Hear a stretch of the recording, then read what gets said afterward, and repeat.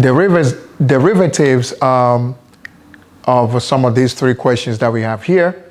Ladies and gentlemen, like we said in our previous videos, the notation is df over dx, which is just the same thing as f prime of x equals to f with the dot of x. That's just pretty much the same thing, okay?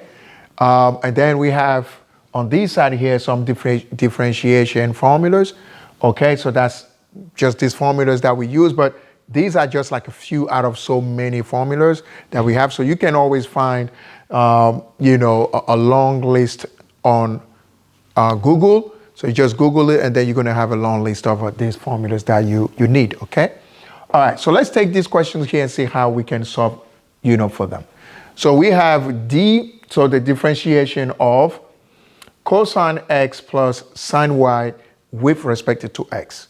So as you guys can see here, this problem, we're dealing with two variables, okay, x and y. We have cosine and then also we have sine. But we're dealing with two different variables. So you have to pay attention to that. So why do we have to pay attention to it? Is because at the bottom here, it is stated that you want to find the derivative with respect to x, not with y. So that means y is not involved in the differentiation over here, meaning we do not really care much about the y, okay? And how we don't care about it, we're going to see right now. So let's go and see what we have to do. So now, what is cosine, derivative of cosine x? So we can target this one here. What is the cosine derivative of cosine x? So if you look at here, if you look over here, the derivative of cosine x is negative sine x. Okay, so we take that, negative sine x. Okay, so we good? Now, we try to find the derivative of sine y with respect to y. Like we said, there is no x here. So what are we going to do is to treat the sine of y, the sine y, as a constant. We're going to treat it as a constant. And what's the derivative of a constant? Is a 0. Okay? So that means this one is a 0, and then afterwards our final answer is sine of x, and then we are finished. Just like that. Okay?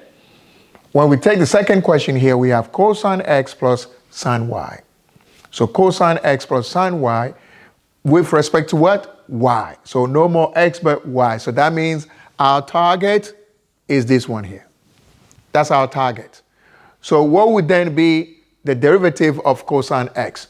Because cosine x, in this case also, we're going to treat it as a constant. And the derivative of a constant is 0, ladies and gentlemen.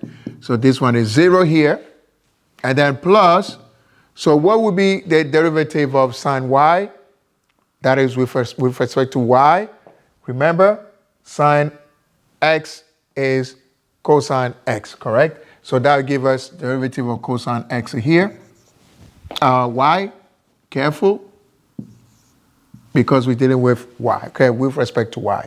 And then our final answer is cosine y. And you are finished, okay, with the second question. So sometimes you look at the problem, it may seem difficult, but it is not, all right? So last but not least on our list over here for now, so then we can go ahead and then write the f prime of x, which is then the derivative notation. So as we have the fx here like that, so this is how we put it down.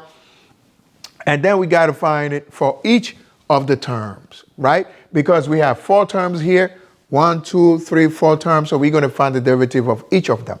So that means what? So that means we're going to have 2/3, which is already a coefficient, right? So we keep it as it is. We don't change the coefficient, remember? The derivative of a of x is a. So the coefficient got to be there. Now, it is not x there, but it's x to the 3rd power. So what are we going to do with this one then? So that would be x3 minus 1, right? So plus half of x2 minus 1, okay? Plus the derivative of 3x is going to give us 3. Remember? This one here. And then plus 0, because the derivative of a constant is 0. Okay? Remember, for things like this, like 2/3, which is also a coefficient or a constant, because it has x next to it, that's why it was not 0. Okay? Not like in that case there. So we have 2/3 times x to the second power plus 1/2 times x plus 3. And then we have 2/3 x to the second power, then plus 1/2 of x plus 3. And then we are done with our final answer here. Okay? So that is 2/3 of x squared plus 1/2 x plus 3. And then you are done. Okay? So this is what we do, ladies and gentlemen. You take step by step. We gain confidence, and then we keep moving. Because our aim here is to be able to get you to gain confidence in math. Okay? So once you gain the confidence, the rest is history. All right?